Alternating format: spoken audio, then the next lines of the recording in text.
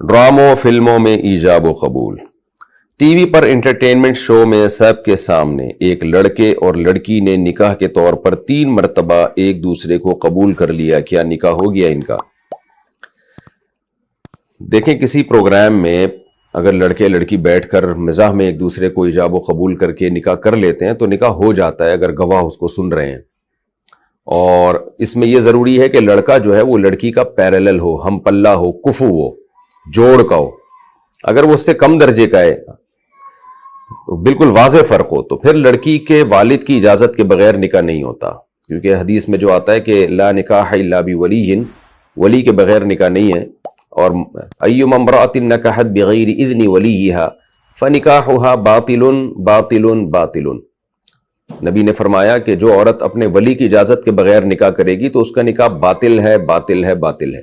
تو تینوں ائمہ کے نزدیک، امام شافعی، امام مالک، امام احمد ابن حنبل رحمہم اللہ تعالی، ان کے نزدیک کسی بھی صورت میں نکاح منعقد ہی نہیں ہوتا اگر لڑکی اپنے والد کی اجازت کے بغیر نکاح کرتی ہے۔ لیکن امام ابو حنیفہ کے نزدیک یہ حدیث اس پر ہے کہ بشرطے کہ غیر کفو میں کرے، بے جوڑ کی شادی میں کرے۔ تو قرآن سے اور دیگر حدیثوں سے پتہ چلتا ہے کہ ولی کی اجازت کے بغیر بھی نکاح ہو جاتا ہے۔ بخاری کی حدیث ہے، قرآن کی آیتیں ہیں، اس پر میں کئی بار ریکارڈ کروا چکا ہوں۔ تو اور چونکہ بر صغیر میں فقہ حنفی ہی رائج ہے تو اس لیے یہاں پر اسی کے حساب سے فتویٰ دیا جاتا ہے کہ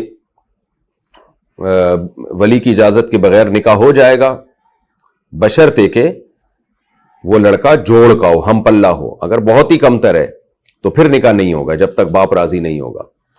تو اب جوڑ کا مسئلہ کہ مالی لحاظ سے جوڑ ہو، ایجوکیشن کے لحاظ سے لڑکی بہت زیادہ پڑھی لکھی ہے، یہ بالکل ہی فارغ ہے، اور لڑکی بہت زیادہ مالدار ہے، یہ بالکل ہی غریب ہے، لڑکی بہت زیادہ دیندار ہے اور یہ بالکل بے دین ہے، یعنی واضح فرق ہو، تھوڑا بہت فرق سے نہیں ہوتا، واضح فرق ہو، تو ایسی صورت میں ولی کی اجازت کے بغیر نکاح منعقد نہیں ہوگا۔ لیکن عام طور پر ایسا ہوتا نہیں ہے، کچھ نہ کچھ، یعنی بہت زیادہ ڈفرینس نہیں ہوتا۔ تو پھر لڑکی اگر نکاح کر لے گی ولی کی اجازت کے بغیر تو دیگر آیات اور احادیث کے پیش نظر، بخاری کی حدیث بھی ہے اور اس بارے میں قرآن مجید کی آیات بھی ہیں جن سے پتہ چلتا ہے کہ نکاح ہو جاتا ہے۔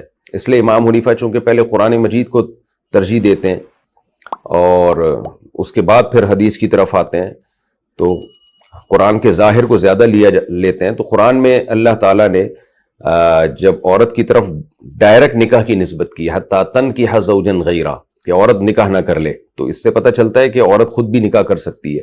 تو دونوں طرف کے دلائل کو سامنے رکھ کر امام حنیفہ رحمہ اللہ تعالیٰ نے جو قول اختیار کیا ہے وہ میں نے آپ کے سامنے پیش کیا۔ تو اس لیے یہ نکاح اگر اسٹیج پہ کہیں اس طرح سے ایجاب و قبول ہو رہا ہے تو اگر وہ لڑکا لڑکی کے بہت زیادہ فرق نہیں ہے، بہت زیادہ کمتر نہیں ہے، تو نکاح ہو جائے گا اگر کم از کم 2 گواہ اس کو سننے والے موجود ہیں۔ لیکن یہاں ایک بات سمجھنے کی ہے، ایک ہوتا ہے لڑکا لڑکی کا ایجاب و قبول کا انشاء کرنا، انشاء کا مطلب اس وقت وہ ایجاب و قبول کر رہے ہیں۔ ایک ہوتا ہے اسکرپٹ پہلے سے لکھی ہوئی ہے، ایک کہانی ہے جس کو ڈرامے کی شکل میں دکھایا جا رہا ہے، یعنی پہلے سے ایک کہانی لکھی ہوئی ہے، تو پھر یہ اس کہانی کا کردار ادا کر رہے ہیں، کیریکٹر ہیں یہ، اور اس کہانی کو کردار ادا کر رہے ہیں، کریکٹر بن کے اس کو لوگوں کے سامنے پیش کرنے۔ تو ایسی صورت میں پھر علماء کا بہت اختلاف ہے کہ یہ ایجاب و قبول سے نکاح ہوگا کہ نہیں ہوگا۔ ہماری رائے یہ ہے اس بارے میں کہ پھر نکاح نہیں ہوگا، نہ طلاق ہوگی نہ نکاح ہوگا۔ وجہ اس کی یہ ہے کہ یہ حکایت ہے۔ حکایت کا مطلب یہ ہے کہ جیسے میرے سامنے کوئی کہانی ہو اور میں کہانی پڑھ کے سنا رہا ہوں۔ اب کہانی میں یہ لکھا ہوا ہے کہ میں زید ہوں اور زید نے اور میں اپنی بیوی کو طلاق دیتا ہوں، اور یا میں فلاں خاتون سے نکاح کرتا ہوں، اور پھر فلاں خاتون جواب میں کہتی ہے ہاں میں نے قبول کیا۔ تو وہ کہانی جب آپ پڑھ کے سنائیں گے تو اس سے نہ نکاح ہوگا نہ طلاق ہوگا، کیونکہ وہ نقل کر رہے ہیں آپ، وہ انشاء نہیں کر رہے۔ انشاء کا مطلب کوئی چیز پیدا نہیں کر رہے ایجاب و قبول یا نکاح کو وجود میں نہیں لا رہے، بلکہ آپ ایک کہانی لکھی ہوئی ہے اس کو پڑھ کے سنا رہے ہیں۔ تو کہانیاں پڑھ کے سنانے سے نہ نکاح ہوتا ہے نہ طلاق۔ تو کہانی جیسے پڑھ کے سنائی جاتی ہے، کہانی کو کیریکٹر کی شکل میں بھی لوگوں کے سامنے پیش کیا جاتا ہے، جیسے ڈراموں اور فلموں میں۔ تو اگر ڈراموں اور فلموں میں کوئی اسکرپٹ پہلے سے لکھی ہوئی تھی اور یہ اس کہانی کو لوگوں کے سامنے پیش کر رہے ہیں، تو پڑھ کے پیش کرنے سے بھی نکاح طلاق نہیں ہوتا، نہ نکاح ہوتا ہے نہ طلاق ہوتی ہے، اور اس کو کیریکٹر کے طور پہ پیش کرنے سے بھی نہ نکاح ہوگا نہ طلاق ہوگی. لیکن بہرحال نکاح اور طلاق کو نہ مذاق بنانا نہیں چاہیے. ایکٹروں کو, جو ڈرامہ نگاروں کو چاہیے کہ وہ یہ کام نہ کریں. اگر کوئی واقعی میں میاں بیوی ہیں تو کیریکٹر جو ڈراموں میں شوہر کو مت کہیں کہ بیوی کو طلاق دو, یا کسی اجنبی عورت سے تم ایجاب و قبول کر کے نکاح کرو. اس کا نقصان یہ ہوگا کہ بہت سے علماء بہرحال اس کو کنسیڈر مانتے ہیں, تو کیوں اپنے آپ کو ایسی اختلافی چیز میں ڈالا جا رہا ہے. احتیاط کے پہلو کو اختیار کرنا چاہیے.